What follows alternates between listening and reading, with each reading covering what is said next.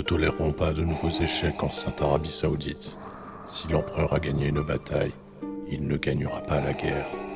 Le pouvoir de l'argent trouve en lui la nature du côté obscur. Ha ha ha. C'est fun. Ha ha ha ha ha ha ha ha. Oh, alors là, l'Arabie Saoudite, là, ah, quel plaisir d'y retourner, là. 2 ans, t'imagines, 2 ans sans y aller à cause de cette pandémie, là. C'est à quoi, les gens, ils viennent pour le script. C'est fini, ça. Le script, là, bah non, mais y a plus personne pour faire le leak du script. De toute façon, le mec qui leakait ça, là, ça marchait jamais, ces affaires. Alors, bon, on l'a dégagé, lui. Erase. Comment il disait, matin? Delete, c'est ça, delete. Bah, delete de quoi, aussi? Ah, du pétrole. Ah bah en Arabie Saoudite, bah t'imagines, là, l'argent saoudien. À quoi, ils vont être déçus? Qui c'est qui va être déçu, les gens qui regardent? Est-ce qu'il y a des gens qui regardent, là, ce qu'on fait, là? Ah bon? Ils veulent le script? Je peux leur donner le script, là, c'est quoi, ça? Le gros chien, Brock Lesnar, il enlève son masque, c'est Mansour. C'est ça, le script? C'est ça que vous avez écrit? Très bien, ça. Voilà, on va faire de l'art. De toute façon, c'est devenu un show ordinaire, maintenant, voilà, c'est plus le Big Four, c'est le Big Five, maintenant. L'Arabie Saoudite... Oui, allô? Oui? Ah, Monsieur Khan! Bah, bien sûr que ma valise est prête! Ah, vous êtes à l'aéroport? Il est déjà à l'aéroport, Monsieur Khan! Je viens! Bah, allez au duty free et prenez-vous un parfum. Voilà, c'est moi qui vous l'offre. Hein? Oh, bah, vous me ferez un petit cadeau également. C'est tout mignon.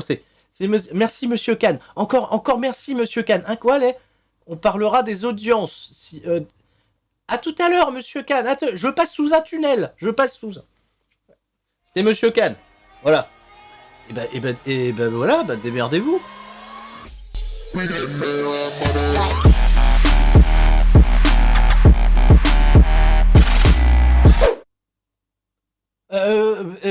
Y a pas de... Ah, je dois faire le Sturistradamus? Ah non, mais les mecs, j'avais rien préparé là. Bon, ben on est parti. Crown Jewel, la carte, ça sera donc le 21 octobre à partir de 17h pour le kick-off, 18h le show principal. Depuis Riyad en Arabie Saoudite. Voilà, c'est devenu maintenant banal. Hein. Le deal est donc reconduit jusqu'en, c'est quoi, 2027? Ils vont aller jusqu'en 2027. Ça va pas être repoussé jusqu'en 2030 vu qu'il y a eu la pandémie. Ils ont pas pu faire de show là-bas. Bon, bref, et la carte maintenant, bah, c'est plus un show d'exhibition. C'est totalement canon. C'est en raccord avec toutes les storylines en cours sur le roster principal. Dont un match qui est probablement l'un des plus attendus par les fans de catch depuis que Roman Reigns est revenu à la WWE avec Paul Heyman comme manager, puisqu'il va affronter Brock Lesnar, qui est babyface, et ça, en effet, c'est le gros match, c'est la grosse affiche, qui, cela dit, pourrait ne pas être le main event. On y reviendra. Étant donné que c'est le premier Sturistradamus sur un show en Arabie Saoudite, j'aimerais également profiter de l'occasion pour vous rappeler que demain, sur twitch.tv/Turi316, à partir de 17h là aussi, on se retrouve en direct pour un live reaction où tous les dons recueillis iront à une association caritative. Je viendrai en aide à l'association Hardcore Cares, qui est une association qui, comme son nom le veut, tourne beaucoup autour de la musique métal. Je sais que Ludivine en fait beaucoup la promotion également sur sa chaîne Twitch. Et c'est une association qui vient en aide aux animaux domestiques, chiens et chats, pour tout ce qui est évidemment adoption, soins, famille d'accueil. Ça sera pour vous l'occasion de faire une bonne action, et puis, bah voilà, je vous aurai mes réactions sur le pay-per-view, c'est... Hein?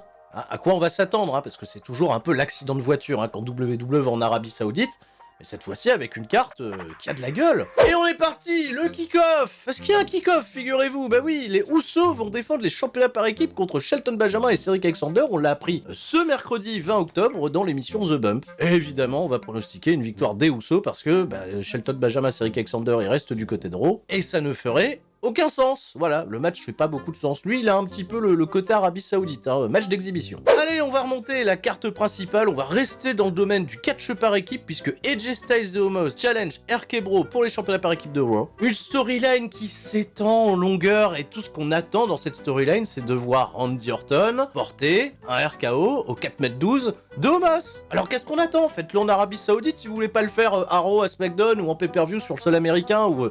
dans un autre pays, ils vont faire ça en Arabie Saoudite, voilà. Et AJ Styles et Omos vont perdre. Et probablement embrayer sur un peu de dissension. On sait bien, le plan de WWE serait à la suite de les splitter, peut-être de lancer Omos en solo. Sauf qu'il n'y a pas si longtemps que ça, AJ Styles a un peu monté au créneau en disant Omos il est pas prêt, faut lui laisser encore un petit peu de temps, donc peut-être que ce soir des prémices et on splittera les deux un peu plus tard. En Arabie Saoudite, on va également couronner un roi et une reine. Et ben parlons tout de suite du Queen's Crown. Doudrop et Zelina Vega vont faire l'histoire après un tournoi qui aura duré tout cumulé, voilà, tous les matchs du tournoi cumulés, on dépasse pas les 20 minutes. Ah ouais, le respect était pas véritablement là, hein, dans la mid-card de la division féminine, et cette finale, c'est prestige, hein, sur le papier. Doudrop contre Zelina Vega. Et ben voilà, ça va te régler 2 minutes, 3 minutes maxi, et puis victoire de Doudrop. Alors, Zelina Vega, elle aurait plus intérêt à devenir reine pour agrémenter un petit peu son gimmick. D'ailleurs, Doudrop et Zelina Vega vont être ensemble à partir de la semaine prochaine à Raw. Pour autant, j'ai envie de faire appel à une certaine logique, hein, qui n'en est peut-être pas une, j'en sais rien, avec une victoire de Doudrop, parce que je vois pas comment Zelina Vega, sans gruge, sans artifice aucun, pourrait battre Doudrop dans un match 1 contre 1. En revanche, côté messieurs, on a bien plus été intrigué parce qu'on a senti beaucoup plus de compétition dans le tournoi et la finale est assez surprenante puisque Finn Balor y affrontera Xavier Woods. Il y a une grosse histoire de babyface autour de Xavier Woods qui pourrait réaliser son rêve et devenir roi. Alors est-ce que son rêve c'était de devenir roi en Arabie Saoudite, ça j'en sais rien, mais il aimerait devenir roi. Mais qu'est-ce que ça va à quoi ça va lui servir d'être roi? Finn Balor pourrait devenir roi, être le Demon King, et je l'espère peut-être embrayer sur un nouvel aspect de sa personnalité. J'aimerais bien qu'il tourne heel, tout simplement, voilà. J'avoue un peu de curiosité sur ce match qui pourrait clairement être un show-stealer devant un public qui risque d'être très calme. Aucun suspense pour le championnat de WWE puisque Big E défend contre Drew McIntyre, c'est face contre face, et Big E ne va pas terminer son règne là. SmackDown va accueillir Drew McIntyre dès le lendemain. Alors, victoire de Big E, voilà, et puis c'est tout. Est-ce qu'il faut développer? Est-ce qu'on développe vraiment? Et vous irez voir les Raw Recap, les SmackDown Recap, parce que Big E contre Drew McIntyre, ça n'a pas été non plus l'histoire la plus éclatante du siècle. Vont-ils coexister? Voilà, non, là ils s'affrontent. Il n'y a plus besoin de coexister, donc il n'y a plus d'histoire. Le match en réalité que tout le monde attend, où le public va être chaud bouillant, chaud patate, c'est Mansour qui affronte Mustafa Ali. Et Mansour, on sait bien, en Arabie Saoudite, c'est un petit peu Dieu sur terre, même si, son dernier match contre Dolph Ziggler, on commençait timidement à entendre quelques huées. Un public qui serait ouais, mais attends, ils veulent pas nous forcer le mec parce qu'il est top babyface quand il vient chez nous et quand il est aux États-Unis, on le voit pas. Le public saoudien n'est peut-être pas dupe. Maintenant, Mansour, il a intégré le roster, il a pas fait grand-chose de particulièrement marquant, à part se prendre la tête là à la fin des dernières semaines avec Mustafa Ali. Le match devrait être, cela dit, très très cool. Là aussi, il y a potentiel show-stealer parce que le public va être investi. Mustafa Ali a tous les arguments pour se faire détester en Arabie Saoudite, hein, parce que ça se passe bien l'Arabie Saoudite et le Pakistan, Alors, sans grande surprise, je vais pronostiquer une victoire de Mustafa Ali. Et ce, dans le seul but de ne pas le voir se faire enterrer dans les semaines à venir à SmackDown. Parce que là, s'il perd, je sais pas ce qu'ils vont foutre avec lui à SmackDown. Y a pas un championnat 24/7 derrière lequel courir. Et qu'on se rassure, je sais pas non plus ce qu'ils vont foutre de Mansour. On sait bien, il est promu pour l'Arabie Saoudite et ça va jamais bien plus loin. Et c'est quand même dommage. Mais le pari est très osé, pour ma part. Je resterai sur une victoire de Mustafa Ali. Demain en live, ça va parier des points de chaîne, les gens vont être mal. Je veux pouvoir tuer. J'aime tuer d'ailleurs. Moi, je veux être le tueur, le premier tueur, le meilleur tueur, et je veux toujours tuer.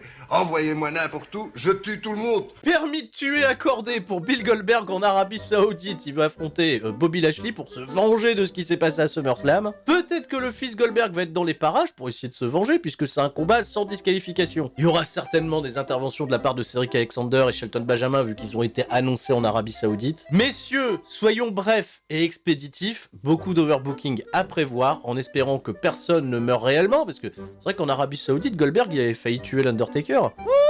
Ça va, il est déjà coutumier du truc, donc ne tuez pas Bobby Lashley, par pitié, voilà, faites rien de con. Mais victoire de Bill Goldberg pour avancer à la suite.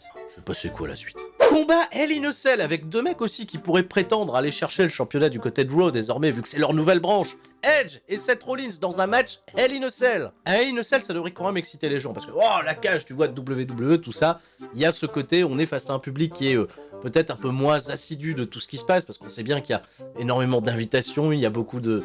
Il y a une petite part de fans de catch, en effet, qui est présente en Arabie Saoudite, qui chante, qui fait du bruit, mais on sait bien que elle est pas au premier rang, elle est très très loin dans les tribunes, malheureusement. Ce serait quand même logique que Edge gagne à la fin, parce que Sinon, y a pas trop de morale derrière cette histoire. Et ça permet toujours de garder Edge pertinent pour ses futurs programmes, hein, qu'il aura dans 6 mois lorsque ça sera intéressant, qu'il y aura un chèque à la clé. Seth Rollins peut perdre, mais lui, lundi, il va être à Raw. Et il aura tout ce qu'il faut pour avoir un nouveau parcours initiatique, se reconstruire et devenir pertinent chaque semaine jusqu'à ce qu'on espère le voir face à Big E, peut-être pour devenir un futur champion WWE. Pourquoi pas? Et c'est sur ce simple raisonnement que je prédis très naturellement cette victoire de Edge, et on devrait quand même avoir de la bonne action, rassurons-nous. Il fallait en choisir un pour potentiellement être le main event, et je ne pense pas que Brock Lesnar contre Roman Reigns sera le main event de Crown Jewel. Toute l'histoire du match, elle est simple, c'est comment on va protéger Roman Reigns qui restera champion universel à la fin du combat. Puisqu'on le sait maintenant, Brock Lesnar reviendra probablement qu'à partir du Royal Rumble, et il a que 8 combats prévus sur 2 années et demie de contrat. Roman Reigns, lui, doit être là chaque semaine, à SmackDown, pour assurer les audiences. Et même si le dernier post Instagram de Paul Heyman a fait beaucoup parler, puisqu'il a annoncé rentrer en Arabie Saoudite avec le champion universel, et il va quitter, quoi qu'il en soit, c'est un spoiler, l'Arabie Saoudite avec le champion universel. Donc il a pas dit qui, ça peut être Brock Lesnar, c'était encore une fois très ambigu. Mais non, il restera auprès du gros chien, à point, c'est tout. Il y aura peut-être un peu de suspense, ça devrait quand même bien se passer en termes de réaction du public. J'ai peur en revanche que le finish bullshit auquel tout le monde s'attend soit très décevant. De toute façon, c'est un programme qui reprendra à partir de 2022, c'est même le plan pour WrestleMania 38. Enfin, le main event, et ce serait culotté de voir ça en Arabie Saoudite, mais je pense que WWE va faire le forcing pour le faire. Combat triple menace, Sasha Banks et Bianca Belair qui challenge Becky Lynch pour le championnat de SmackDown. Becky Lynch et Bianca Belair, on le sait, elles pourront continuer à raconter leur histoire du côté de Monday Night Raw alors que Sasha Banks reste du côté de SmackDown. Et si WWE faisait gagner Sasha Banks pour mettre les 2 titres du côté de SmackDown et créer une histoire à enjeu pour les Survivor Series. En effet, je pense bien qu'ils le feront pas parce que les sénateurs qui vont faire il y a pas une championne du côté de Raw, tout ça, alors que narrativement, il y a peut-être quelque chose de très intéressant à raconter. Alors on va jouer la carte de la sécurité, pronostiquer une victoire de Bianca Belair, parce que oui, elle peut faire le tomber sur Sasha Banks, comme ça Becky Lynch elle fait j'ai perdu mon titre sans ça, et repartir sur une histoire jusqu'à nous monter Bianca Belair déjà contre Charlotte Flair pour titre contre titre là à Survivor Series, parce que je les vois pas faire Becky Lynch Charlotte Flair justement. Et on reprendra l'histoire où Becky Lynch prendra en chasse Bianca Belair pour la route vers le Rumble, le fameux show du Nouvel An, etc. Sur ce, j'ai plus grand chose à vous dire, à part bon live à tous ce jeudi, juste avant on regardera les finales du Jalen Climax en fin de matinée, ça commencera à partir de 11h. Live reaction de Crown Jewel à partir de 17h, et bien sûr le lendemain, quand tout le monde restera fort, le qu'est-ce qui s'est passé.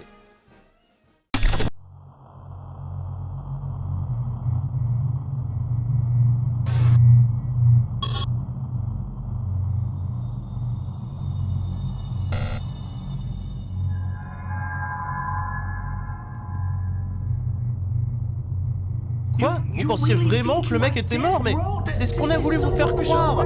C'est sur quoi le catch est basé, vous faire croire que c'est vrai.